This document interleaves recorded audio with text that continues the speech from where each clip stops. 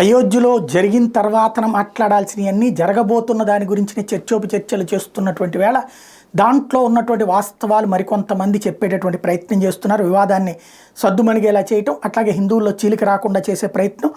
ఇందులో వాస్తవానికి అయోధ్య రాముడి గుడికి గంటను తయారు చేసిన తమిళనాడు నమ్మకల్కి చెందినటువంటి త్యాగరాజ బెల్ వర్క్స్, అది పూర్తిగా హిందువులదే.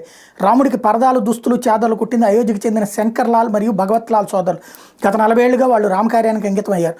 అయోధ్య రాముడి మందిర్ బహిర్ప్రాంగణం నుంచి గర్భాలయం దాకా సెక్యూరిటీ చూసుకునేది ఉత్తరప్రదేశ్కి చెందినటువంటి స్పెషల్ టాస్క్ ఫోర్స్. మందిర పుష్పాలంకరణ యావత్తు నేపాల్ అండ్ గోరఖ్పూర్కి చెందినటువంటి హిందూ ధర్మ సమితి వాళ్ళు చూస్తున్నారు. మందిర తలుపులు చేసింది భాగ్యనగర్కి చెందిన అనురాధ టెంబర్ డిపో వాడు. బంగారు తలుపులు అలాగే బంగారు వస్తువులను తయారు చేసి తెనాలి నుంచి వెళ్ళిన విశ్వబ్రహ్మలు.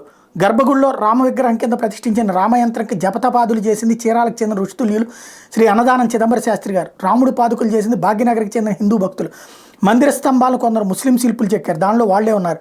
మిగిలిన ప్రధాన పనులు అందరూ 100% హిందువులే ఉన్నారు. అయితే అది మతానికి సంబంధించి ఇష్యూ కెలుగుతున్నటువంటి నేపథ్యంలో ఈ వివరాలు చెప్పుకొస్తున్నారు మరికొంతమంది.